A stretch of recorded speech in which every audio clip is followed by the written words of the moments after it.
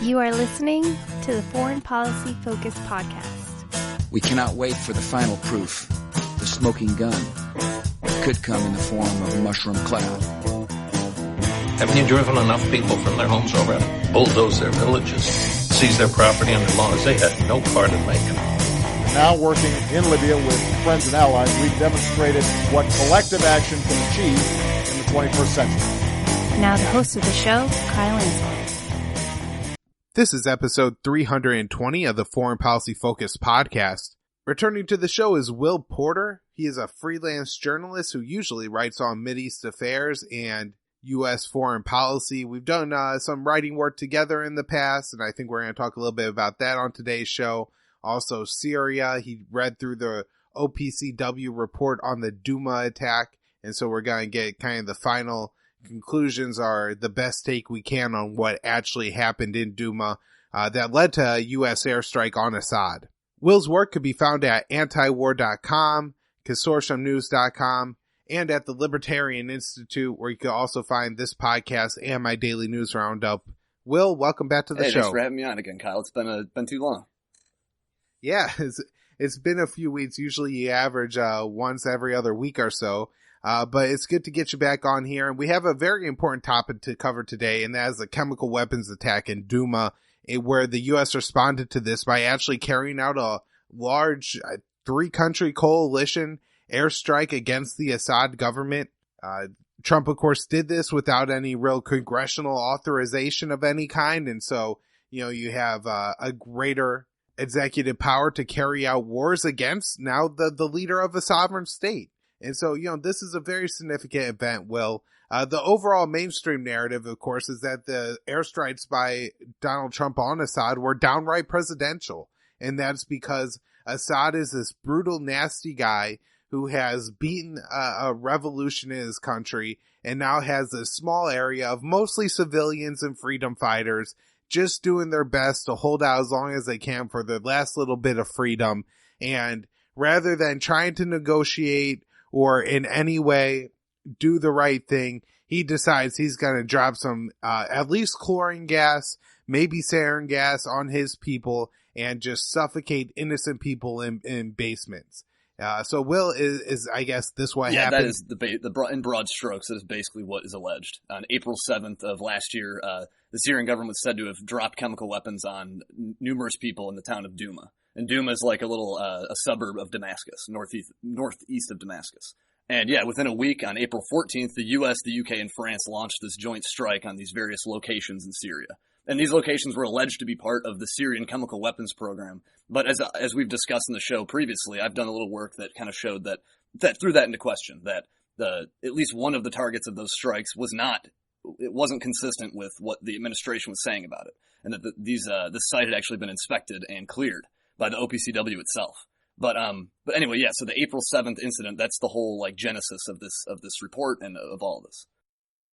So on April 7th, remember, this is a suburb of Damascus here, and there's people hiding in their basements. And, there's a couple narratives on exactly how the people died, whether it was chlorine gas or possibly suffering to death. So maybe can we shed some light on this? Yeah, the OPCW's final report, we still don't really have a full accounting of everything that happened.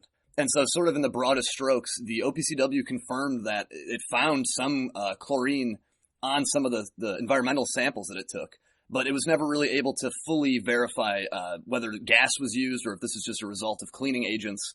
And so it's not exactly clear what did happen. However, they did rule out that sarin, any organophosphate nerve agent like sarin or VX, was used. And so we now have the option that chlorine may have been used on these people, but we don't really know by who. Chlorine's very easy to obtain as compared to something like an organophosphate nerve agent, which is mostly possessed by official military. But so we do have some indication that chlorine may have been used, but not even that's not definitive.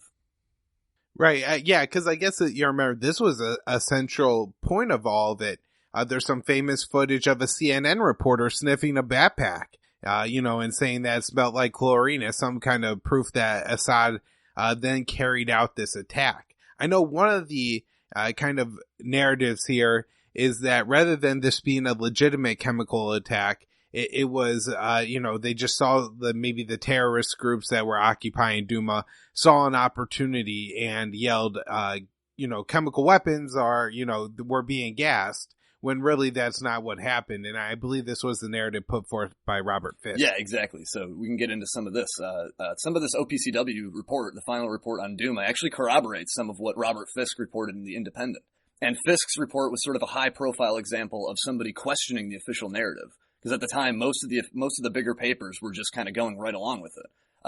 CNN, for example, was interviewing, like within 2 days of the allegations arising, they're interviewing opposition activists, and opposition activists largely were the sourcing for a lot of this reporting. It sort of like ginned up this narrative. However, Robert Fisk went to Douma himself and spoke to a doctor who worked in one of these clinics or hospitals, and this doctor told him that the allegations of chemical weapons weren't true, and that people actually were suffering from respiratory problems because of dust and smoke. I think you mentioned people were hiding in basements and they were hiding in underground tunnels, and it was very common for them to experience choking, basically, suffocation or asphyxiation and sort of related symptoms because of that. And so the OPCW report actually confirms this. They talked to people and witnesses who confirmed that, yes, people were experiencing respiratory difficulties and that it was common. Now, you mentioned also the part in the Fisk report where he's talking to this doctor, and the doctor says that some guy entered the hospital and shouts, chemicals, chemical weapons, and created this big panic and this big stir. And indeed, staff who was interviewed by OPCW personnel, they say the same thing. They say that someone indeed did lean in and shout chemicals, and this created a huge panic. And ever since I read that in Fisk, I thought that was kind of suspicious, that like if you wanted to sort of spread rumors of a chemical weapons incident, that would be a great way to do it. And so that's certainly not like definitive or anything, but I do find that kind of suspicious. Right. And especially because I think if somebody runs out and yells gas, that they just start dumping water on people. That's kind of like the first aid treatment, if I remember correctly. And so they just kind of start administering this treatment right away. And then you get really good footage of medical aid workers responding to a, quote unquote chemical weapons attack, whether it's true or not. It's not like, they start going into some elaborate, surgical procedure where they would do a blood test or something first to make sure this is what's happening. Right. And we should note too that these hospitals, this is in rebel held Douma. It's not very well staffed. It's not very well funded. They're just running on like a shoestring. And so they're not doing like, comprehensive chemical testing or whatever. Some guy yells chemicals and they just sort of like, a lot of the people working in the hospital, I should note too, were volunteers who really have no expertise on how you would treat chemical weapons anyway. However, yeah, like you say, that would be a great way to gin up like that kind of response of people talking about chemical weapons, of people being treated for chemical weapons. And then you also have the other imagery of people struggling to breathe that, as I said, Fisk talked to this doctor and he said, yes, that's genuine footage, but it's for other reasons, not from, inhaling chemicals. I guess it's, worth also just mentioning, the source for a lot of the OPCW report is the white helmets. And there's a lot of reasons that I think me and you are both skeptical of the white helmets, including the group being mostly funded by the UK government. And there's a lot of footage and evidence of them working out alongside of Al-Qaeda fighters. I don't know if you have anything else that, you would add to just basically question why the white helmets narrative might not be completely correct. Yeah, it's kind of interesting. In the report, it seems like some of the initial, in the OPCW report, it seems like some of the initial like claims of chemical weapons come from the white helmets themselves. And so I don't think that's across the board. I think there was somebody, at least another, hospital staff who talked about hearing about chemical weapons allegation. But the white helmets are like, they're very suspicious. Like we've talked about them on the show a bit. You mentioned how they were they're funded by the British government a lot. Other Western governments fund them. Journalists like Vanessa Beeley and Max Blumenthal have done a lot of good reporting showing the ties between the white helmets and Western governments, including that funding. And it appears that the white helmets, like they're supposed to just be a first responder group. They're supposed to just be rescuing people. But very clearly they're part of like the regime change narrative. Like every chance they get, they try to like glom onto that. And so it's pretty clear that these guys they have ties with Western governments and they're sort of carrying out Western narratives. They're pushing, or at least the same narratives that would benefit Western regime change policies. And also they were founded by a British intelligence officer. So that's our former intelligence officer. So that's another extremely odd thing.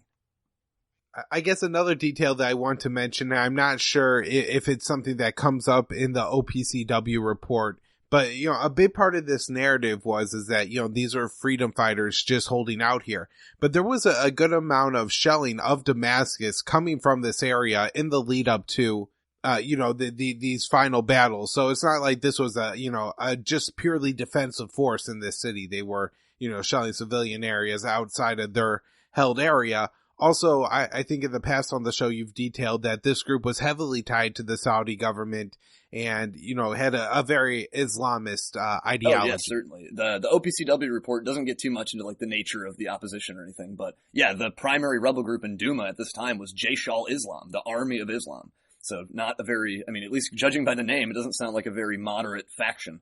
They were certainly militants, and yeah, they were shelling and shooting mortars into Damascus, into populated areas nonstop. And so that sort of characterized the whole war on both sides as, bombing heavily populated, close quarters, densely populated, I should say, areas. Well, I guess I'll just let you give your opinion here on, after reading the final OPCW report, do you feel like give any evidence or a strong case to support that establishment narrative that this is the bad evil Assad that was behind it? Or does it give more evidence to kind of the propaganda false flag narrative? Well, okay, some of the stuff, it is a little hard to parse. So definitively though, the document, the OPCW report does not validate the regime change narrative or whatever, that Assad did this and that he used sarin or whatever. The most they could possibly say is they found some evidence of chlorine that's above natural concentrations in some of the environmental samples they took. And so that opens the possibility that chlorine may have been used by somebody. And so that's the closest they can say about any of this. That's the most they can really say. However, there are some odd discrepancies, I think, that sort of suggest that maybe there is some fishy stuff going on here. Even on behalf of the OPCW, even sort of their investigation is kind of weird. And so, for example, the organization, the team, the fact-finding mission team, visited a few sites in Douma where the Syrian government alleged that rebels were actually making chemical weapons. Because the Syrian government claims that the rebels, they're responsible for these chemical weapons use, and that they're staging events and trying to blame it on the Syrian government. And so the team visited this site that the Syrian government said that's where the rebels are making chemical weapons. But the report seems to indicate the team only looked for evidence of sarin production, which is a way more advanced procedure to produce an organophosphate, as opposed to obtaining chlorine and making it into a weapon. And that was the chemical that was more likely used in this incident. And Syrian officials even noted a gas canister at this site that they said contained chlorine, but the OPCW team didn't even bother taking a sample from it. And they'd found a large stockpile of chemical compounds at the same warehouse, the same factory, but they concluded the site was only used for producing explosives and not chemical weapons. Although it seems like parts of their investigations were sort of slanted to make that conclusion, to only find that it was producing explosives. I don't know. I don't want to necessarily accuse them of openly lying or something, but it might be some sort of institutional bias. Because, we did have that case in Khan Sheikhoun in 2017, where the OPCW reported saying there might be the possibility of a staged attack, but then kind of just brushes it off and continues on. And the same report, I think, even talks about the chain of custody for its evidence being broken, with its environmental samples, with its evidence. But again, it didn't toss out the results or kind of change their approach otherwise. So sometimes I'm doubtful of the OPCW's findings. However, in the broadest strokes possible, no, they did not confirm in any definitive way whatsoever the regime change friendly narrative. Well, I guess one thing about the evidence collection that I was wondering if was pointed out in the OPCW report is in the days after the attack, and I think even, after the Trump response with the airstrikes. So, Trump has already bombed Assad before the OPCW even collects the samples from Douma. But does, the report at all talk about the difficulties surrounding collecting that sample? And if there was a story where the first time the OPCW showed up, somebody started shooting at them or was shooting at that site earlier in the day. And so it basically prevented the OPCW from coming in. I was just wondering if, they gave any, clarity as to what was happening. Well, yeah, they definitely get into that. And in previous OPCW reports, they do talk about this incident too.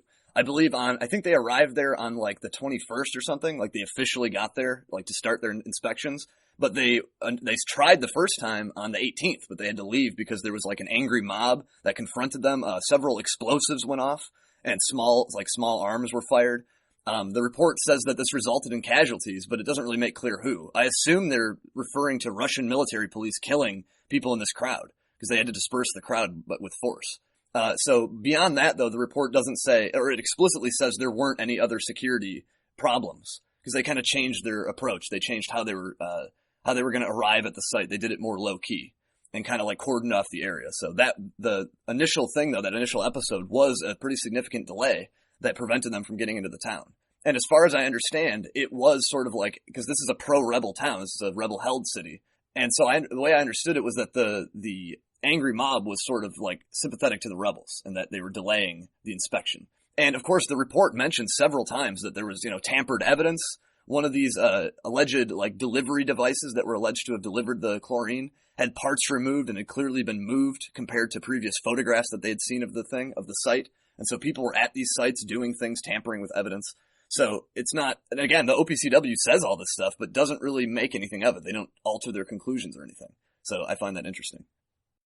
No, definitely. That's a really important point because, the collection of evidence, the evidence is always cited, but the method by which it's, collected is really only something that I see discussed on, not to brag too much, but shows like mine or Scott's or, Around the Empire, one of these, shows that really discusses this in depth. So, Will, I guess, do you have anything else to say about Douma itself, that either that or even the Trump response to it, I guess, but essentially, evaluating like kind of what happened here, who's at fault, and, was the Trump's decision justified? Well, certainly on the last point, Trump's decision was not justified. It was taken way in advance of any kind of findings or conclusions. And even if this whole OPCW report had been issued the day after the alleged, chemical attack, still it wouldn't be enough to justify any kind of response like that. So certainly that's not the case.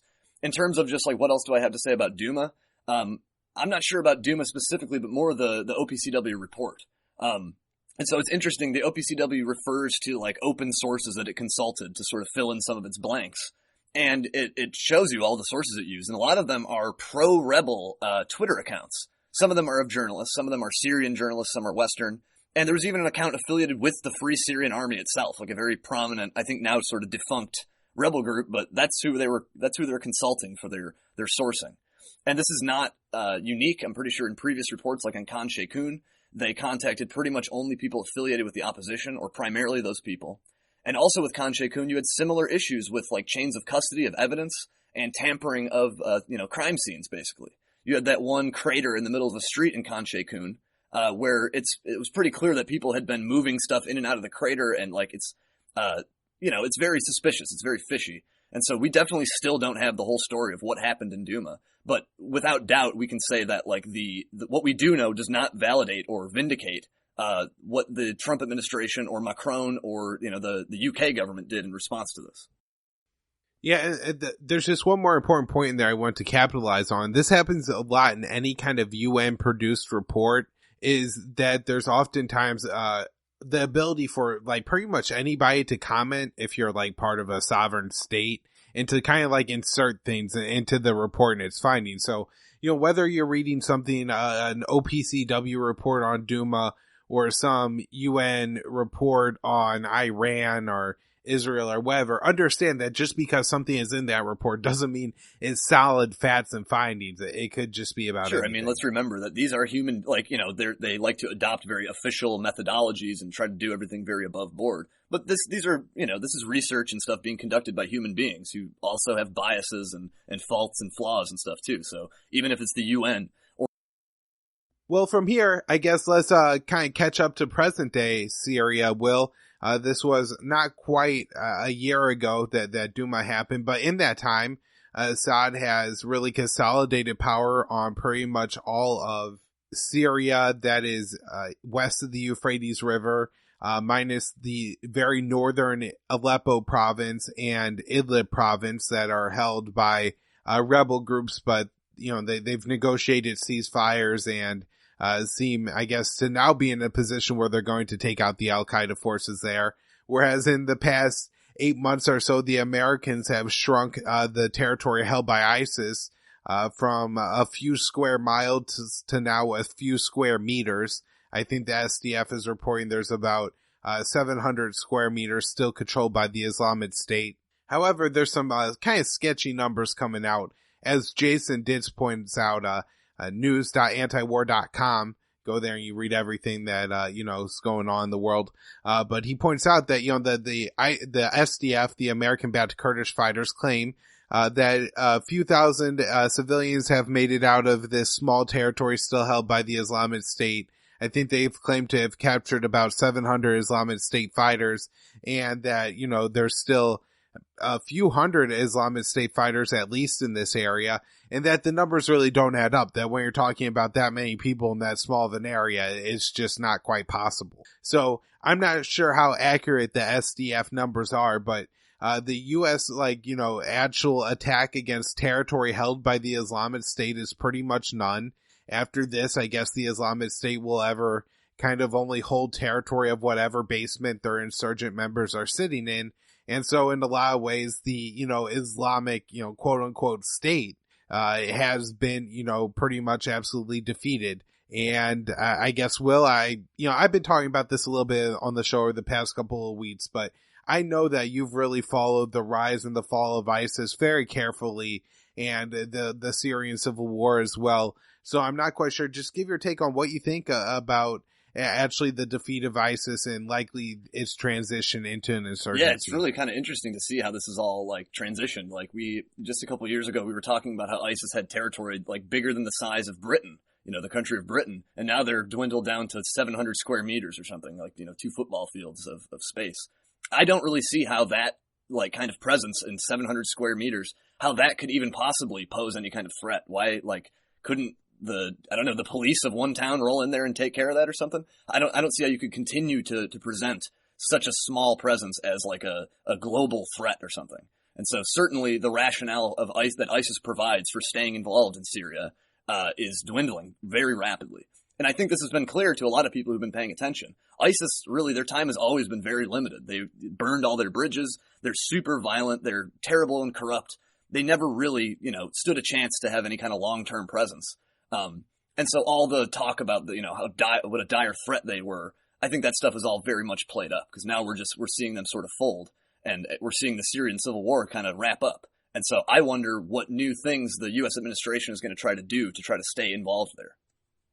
Yeah, well, one of the things I talked about in the last episode as a potential answer to that question is the new bounty put on the head of Osama bin Laden's son, and how, I really do think that they're probably going to redirect towards more that, Al-Qaeda and the global jihad threat.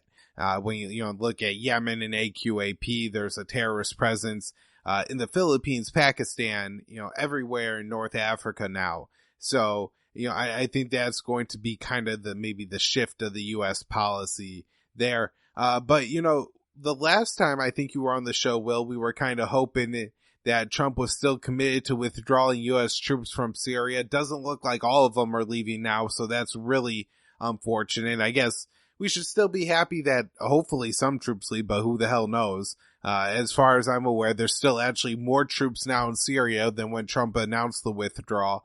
But he says that we're keeping 200 to 400 troops to Syria, and that he's 100% in agreement on that.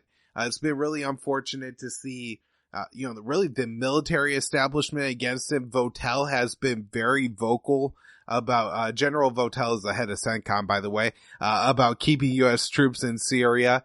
And I saw that even the Eurocom general, I think his name is Scaparetti, it actually turned in now says that we need to keep troops in Syria as well. He was, when Trump announced the withdrawal, was part of, the Mark Perry piece saying that he was really pushing to get U.S. troops out of Syria because we were really pissing off the Turks.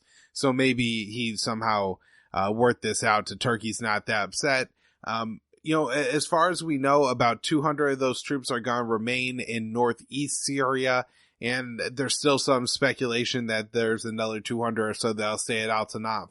So maybe we'll, I guess, tackle the potential issues with keeping U.S. troops in northeast Syria first, and then we'll talk about Al-Tanaf. Yeah, I mean, it just serves to continue this trend of just staying involved, staying occupied, staying a player in all these, complex, foreign disputes and civil wars and stuff. It really is not a great thing. It's sort of like the equivalent of an entangling alliance. It's the opposite of an alliance, but it's entangling us into these, into these quagmires constantly. So we can never stop this trend. We can never stop this cycle unless we just leave. We pack up and get out of there. As long as we have some lingering presence, somebody can always make the case that, the U.S. is occupying them and dominating them. In many cases, that's true. In many cases, those kind of complaints are justified. It's also not clear. It's similar to the case in Afghanistan. Not clear what these several hundred troops could even accomplish. Maybe some advise and assist, but when we're talking about a 700 square meter plot of dirt, that's what ISIS has been dwindled to. What is the necessity for keeping troops here? It is really unfortunate that Trump's sort of seemingly enthusiastic, announcement that we're getting out of Syria, that the sort of foreign policy blob just latched on and neutralized that and made that not happen. Because last time we talked, I believe we were kind of excited about the prospect of that happening. Now it seems like it's not so likely. And so, as I said a little while ago, I am kind of curious how they're going to proceed here. What kind of rationales are they going to continue to use as ISIS becomes less of a presence and less of even a group? Certainly they could just lie about it. That's not stopped them before. But I'm kind of curious if they're going to come up with any kind of new rationale to start the next phase of this, occupation of the Middle East. Yeah, well, I mean, the problem that I see with it is that it just prolongs the Syrian civil war. That as long as U.S. troops remain in Syria, it's going to be really hard to create a full conclusion to that war.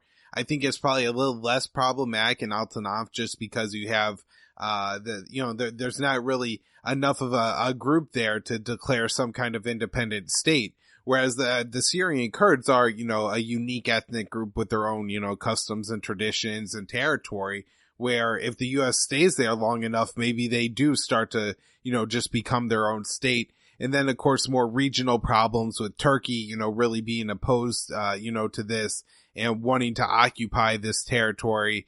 And so I think there's a lot more kind of geopolitical complications there.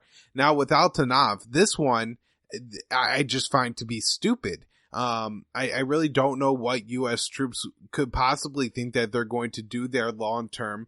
They basically just control a 60-kilometer bubble around the base. And then the rest of the Syrian desert Assad controls. I think Daniel Davis was the one who explained, he's a colonel, that, this is just desert. So a road is wherever a vehicle is driving. And so, they'll just drive around the base and, that this doesn't prevent the, quote unquote land bridge from Tehran to Beirut to threaten Israel.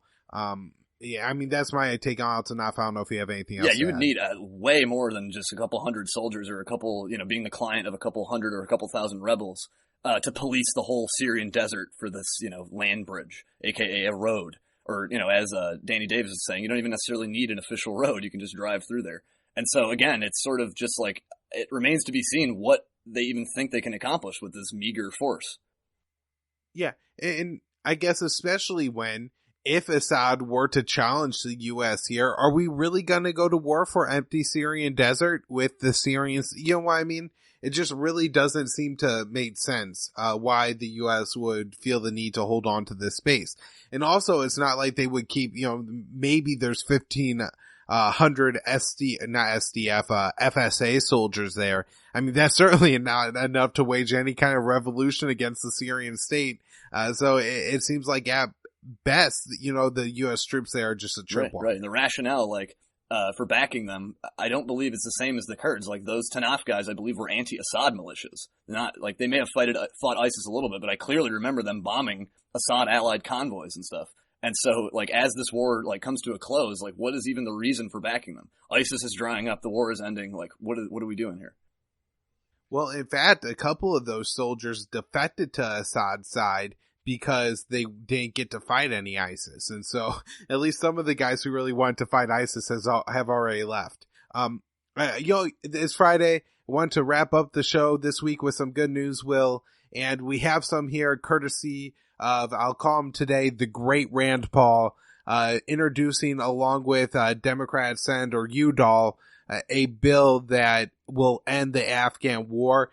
This seems to me to be solid legislation here, Will. It calls for 45 days to produce a report, and then the troops are coming home in a year. it would be a congressional mandate, so I guess the president would seemingly have to go along with it. And perhaps the most brilliant part of the bill is it declares victory. It says that we're the winners, so I think that's probably appealing to Donald Trump. He gets to say, we won. Congress said so. This is coming from them. And it includes a $2,500 bonus for all the veterans of that war, which I think what the article say about 7 million people. What do you think, I mean, Will? Of course, I'm behind this thing. I'm a fan of this bill. And I also like that it's a Republican and a Democrat with Udall in there, too. So, hopefully they can kind of build, a bipartisan coalition or whatever to get behind it. So often bipartisanship is in favor of wars and interventions, not sort of ending it. And so it's good to see that, progressive Democrats and the sort of Liberty Caucus type of people like Rand are sort of teaming up on these things. And also, I think Bernie Sanders and Ocasio-Cortez, they recently also got behind some pledge by this veterans group to end the war, too. And so, I hope that signifies some kind of, change in attitude, finally, and that people are caring it finally again about Afghanistan after nearly 2 decades. Yeah, well, one of the things I'm hopeful about is that, Tulsi Gabbard's, great on foreign policy, but, kind of the center stage right now, you do have Elizabeth Warren who said that, she really wants an end to the Afghan war and has kind of backed that policy. So if she signs on to this bill, you would have, I think, then several, and it would probably be hard for even, the more establishment Democratic candidates to kind of not support ending this war. And so it may create a situation where you have more and more of the Democrat Party just being pushed for political reasons to support ending the war instead of starting one for a change. Wouldn't that be fantastic? Yeah, I'm fine with that reason for as any other, even if it's just for their own political career, for the sake of themselves. I do want to just take a minute to point out the absolutely genius idea of giving a bonus to all of the veterans of this war. Now, first of all, I think that, that the money should probably come from the congressmen who voted for this war initially because, they probably do owe these veterans a little bit, putting them in a war they should have never been in. But the other, I think, genius point is that, overall, I think $7 billion is less than we'll spend on the Afghan war in a year, especially when you look at total cost of the weapons and, the long-term care for the veterans who have to serve there.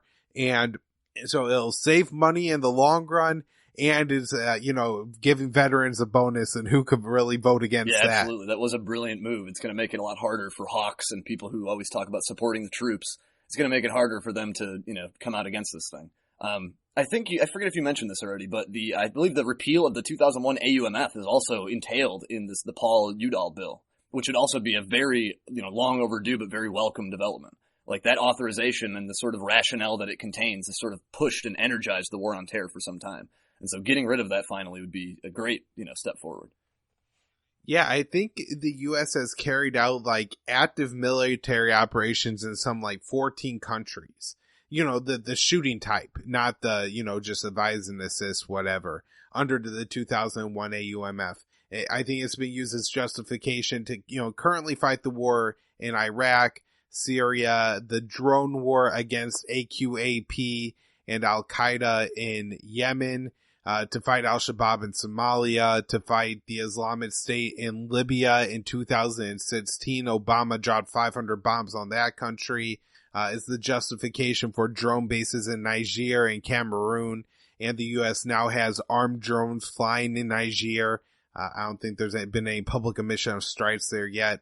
It was used to fight the drone war against the Tariqi Taliban in Pakistan and create ISIS-K in Afghanistan as a result of that. So, if we could get rid of this thing, it would be a huge victory. Yeah, it goes well beyond just ending the Afghan war. We also may preemptively prevent other future wars that may have been able to start on the basis of that AUMF. Well, I think if we were kind of left-wing sticklers, we may have a problem with one part of this bill, and that's where we declare victory. Because I think if you look at this practically, there's absolutely no way you could call Afghanistan a victory for the United States. However, I think Rand Paul's kind of created this very narrow lane where he says we've killed all the people we could possibly kill in Afghanistan to make Americans any safer, and therefore we win. So, I don't know, tell me a little bit about that, and also maybe give analysis on why the U.S. is actually losing the Afghan war, which is, actually something we wrote about a year ago, why 2018 was going to be a really bad year for the U.S. war in Afghanistan. Yeah, so I think it's like sort of, it's beyond dispute that the United States is losing the war in Afghanistan by any kind of conventional measure of like, the amount of territory held or, military gains and stuff like that. We are not winning the war. However, I'm okay with the sort of like marketing move to call it victory, to simply make it easier to come home. It's going to be a lot harder to come home if, going to have all these hawks saying, no, we can't resign in defeat. We must stay and win. And so if we just declare victory, like I'm willing to accept that little noble lie, to get this accomplished.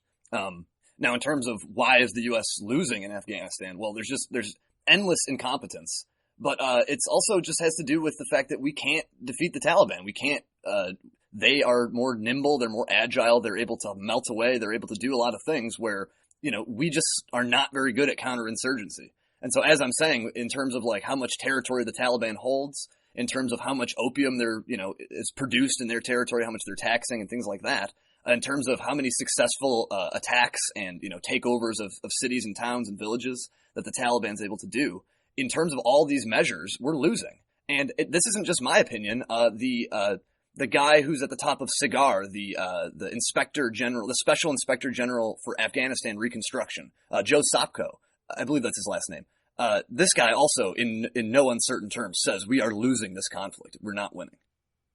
Right. Well, I think when you looked at going into 2018 and you heard the rhetoric out of the United States, it was back to this turning the corner narrative, that this was going to be the year that we finally start to get an upper hand on this insurgency. Our insurgency programs finally start to work. Things are getting better economically for the people. They're tired of the Taliban's regressive, politics and culture, and they're going to support the central government in Afghanistan.